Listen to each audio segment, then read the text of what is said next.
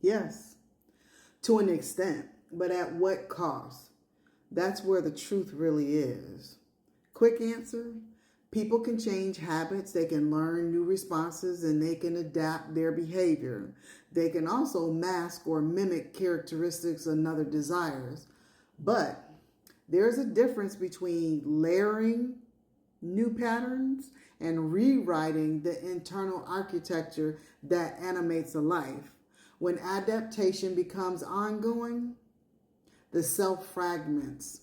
So, what hacking the blueprint really looks like? Well, let's first just kind of define what hacking really means. So, hacking means intense, sustained effort to reroute automatic impulses. Therapy, neuroplastic practices, rituals, targeted practice, even pharmacology or deep spiritual disciplines. It's deliberate. You can train a Mars to move differently for a season. You can teach a moon to soothe differently, or even train a Mercury to speak another language of intimacy.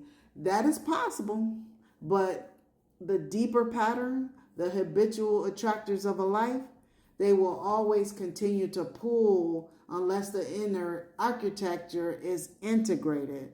The metaphysical truth, though, your inner code resists being overwritten by someone else's intention. The universe doesn't implant roles to punish you. It gives capacities and challenges and karma to work with.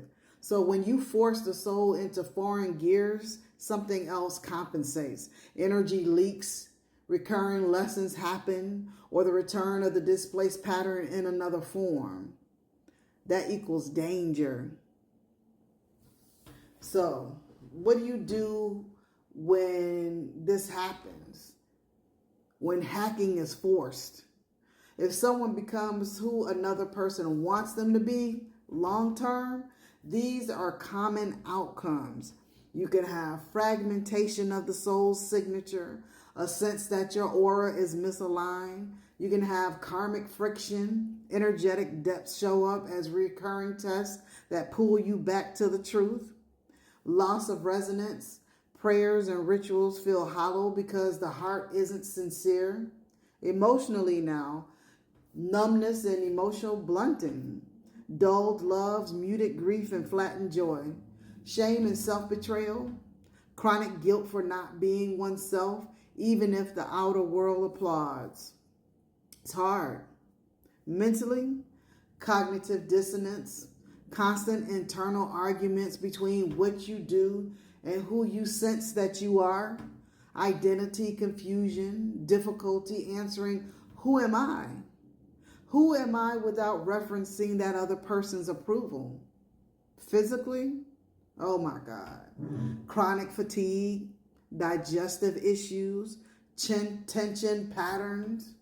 The body stores the friction, psychosomatic pain, headaches, muscle pain, insomnia, oh my God, your immune just dips when inner conflict peaks anyway. Socially, conditional love,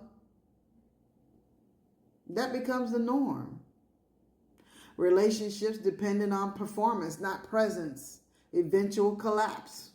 The mimicking often breaks, and collapse can just be dramatic and destabilizing. What are the symptoms? Here's how you'll know it's happening. These will be some of the symptoms.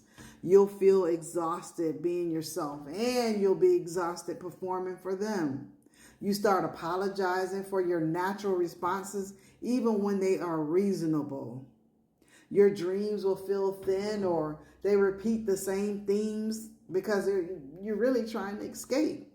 You'll find yourself secretly resenting the person you changed for. Rituals? Rituals that used to be nourishing to your soul, you will now feel obligated, or you'll feel empty. Your body signals, your gut will just knot up, headaches and a compulsion to self-medicate with food, substance, or even just busyness. After all that, what good can come? And yes, there are some positives to this though. Not all change is bad. Hacking can be a disciplined, conscious evolution, metaphysically and spiritually. You can refine your will. You can have a disciplined change that can elevate the soul when it's chosen for growth and not for another's comfort. Increase capacity. You'll learn new ways of relating, and it'll expand your toolkit and empathy. You become emotionally mature. You learn to tolerate discomfort, manage your triggers, and widen your heart. Mentally, neuroplastic gains. Yep. New neural pathways that allow more flexible responses, less reactivity. Physically, better health habits. Sometimes change begins with the body, especially exercise, sleep, and breath work. And so this lifts the inner frequency.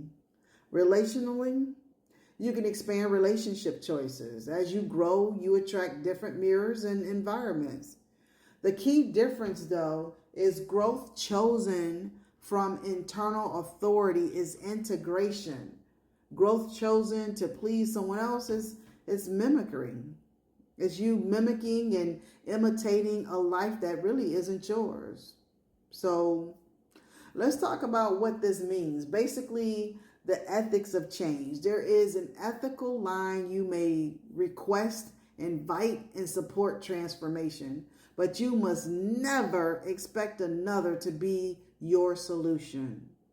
You must never demand it or even weaponize your love. To offer practices, witnesses, and mirrors is the practice of respect. What that means is that you practice how to change without losing yourself, especially for the one who wants to grow.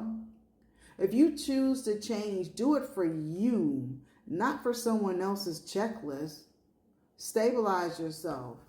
And you can stabilize yourself by just anchoring your intentions. Formalize why you want to change. Is it for you or is it for another? Write it, speak it, witness it. Do small embodied experiments. Like do micro habit, tests. See if it lasts longer than a dramatic rewrite. Practice it for 30 days. Track your results. Do somatic integration. Use breath work, yoga, or grounding rituals so that the body begins to encode the new behavior. Do soul alignment checks. Regularly ask yourself, does this feel true in my chest? If no, revise the practice. Try ritual distinctions. Offer daily rituals like lighting candles, water offerings, journaling your prayers. These things sanctify the change as yours, or try boundary hygiene. Keep clear agreements. What you will try and for how long. If it's for a relationship, set review points. Make an exit clause. If the change erases you, have a clear way back. That is the safety valve for identity. You can also think about what you'll do if you or someone like you love is harmed by this whole hacking thing. If you're imitating and mimicking someone you're not, you got to reclaim your body. Breathe, ground, sleep, move, reconnect to your core. Remembering the rituals that call back your original name, ancestry, prayers, or chart work that remind you of your strength. Therapy and spiritual mentorship is key. Try somatic therapy plus a guide who honors both psyche and soul. Renegotiate with the other person. Honest conversation, release or realignment. Bless where necessary. Choose again if needed. Do not make the mistake that malleability is permission, because it's not. Change that lasts is integrated, chosen, and it's owned. If what you seek from another is not in their composition, you have two sacred choices. Hold space for them and accept their truth, or release and find resonance elsewhere.